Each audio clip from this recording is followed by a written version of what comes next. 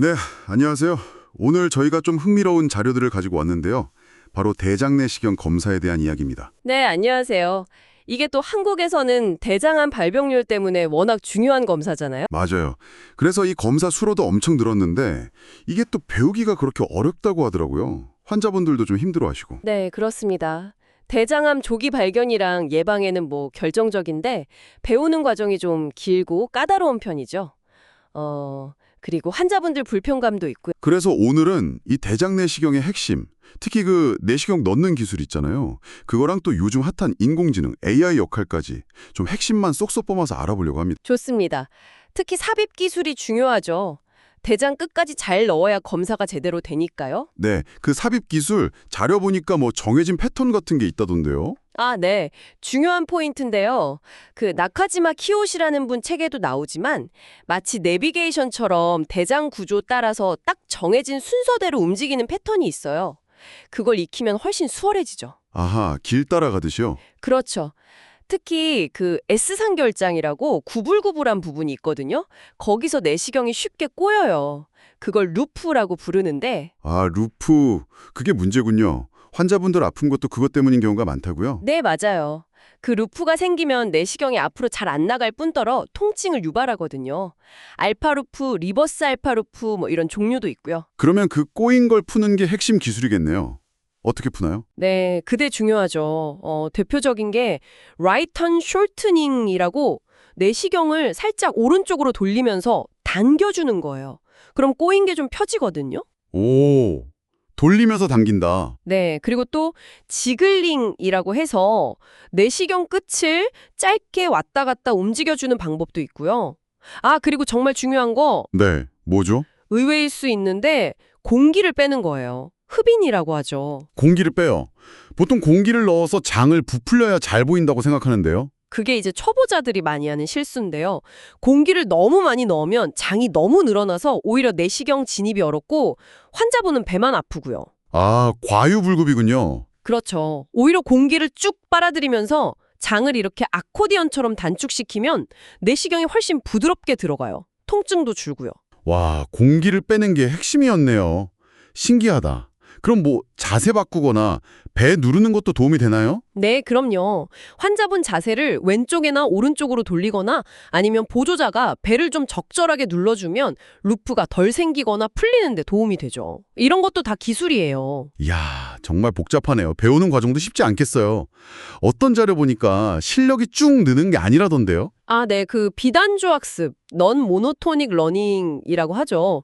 이게 뭐냐면 실력이 계단식으로 늘거나 어떨 땐 좀 퇴보하는 것처럼 느껴지기도 해요. 아, 잘 되는 것 같다가 갑자기 안 되고? 네, 딱 그래요. 그래서 내가 왜 이러지? 하고 자만하거나 반대로 너무 낙담할 필요가 없어요. 그냥 꾸준히 하는 게 중요합니다. 꾸준함이 답이군요. 그런데 단순히 빨리 놓는 게 다가 아니라면서요. 이제는 질 관리가 더 중요하다고요. 맞아요. 예전엔 5분 안에 맹장까지 넣으면 잘한다 이랬는데 요즘은 그게 아니에요. 중요한 건 샘종 발견율, ADR이라고 부르는 지표입니다. 샘종 발견율? ADR? 그게 뭔가요? 샘종이 이제 대장암으로 발전할 수 있는 용종이거든요. 그걸 얼마나 잘 찾아내느냐 하는 비율이에요. 이게 정말 중요한 게 의사의 ADR이 1% 올라가잖아요. 네. 그러면 그 의사에게 검사받는 환자의 대장암 발생 위험이 3%나 감소한다는 연구 결과가 있어요. 와, 1%에 3%요. 엄청난 차이인데요. 그렇죠. 그러니까 빨리 넣는 것보다 작은 용종 하나라도 놓치지 않고 찾아내는 게 훨씬 중요하다는 거죠. 그리고 또 하나, 내시경을 뺄 때 최소 6분 이상 충분히 시간을 들여서 꼼꼼하게 봐야 하고요. 6분. 생각보다 기네요. 그냥 쓱 빼는 게 아니군요. 네, 빨리 빼면 당연히 놓치는 게 생기겠죠. 특히 간만 꼭부 직하방이나 직장같이 잘 안 보이는 사각지대들이 있거든요. 직장 같은 경우는 내시경을 유턴시켜서 거꾸로 보기도 해요. 레트로플렉션이라고 하는데 이것도 기술이 좀 필요하죠. 이야, 정말 꼼꼼해야 하는 검사네요. 그런데 이런 질 향상에 요즘 AI가 도움을 줄 수 있다면서요? 네, 맞습니다. AI 역할이 점점 커지고 있어요. 크게 보면 한 세 가지 정도로 나눠볼 수 있는데요. 세 가지요? 어떤 거죠? 첫 번째는 CAD, 그러니까 병변 발견 보조예요.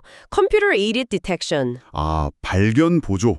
AI가 용종을 찾아준다는 건가요? 네, 실시간으로 화면을 분석해서 여기 좀 의심스러운데 하고 네모박스 같은 걸로 표시를 해줘요.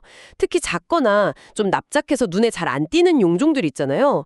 그런 거 발견율, 즉 ADR을 높이는 데 도움이 될 수 있죠. 오, 그럼 놓칠 확률이 줄겠네요. 특히 경험이 적은 의사분들한테 도움이 많이 되겠어요. 네, 그럴 가능성이 있죠. 물론 아직 진행성 샘종이나 톱니형 병변 같은 특정 종류에 대해서는 효과가 더 연구되어야 하지만요. 그렇군요.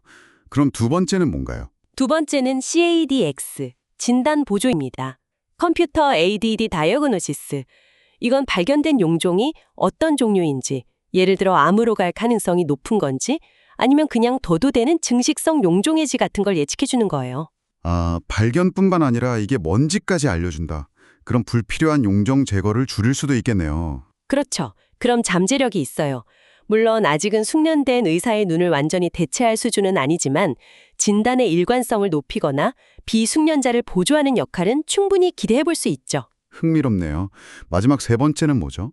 마지막은 CAQ, 질관리 보조입니다. 컴퓨터 ADD 퀄리티.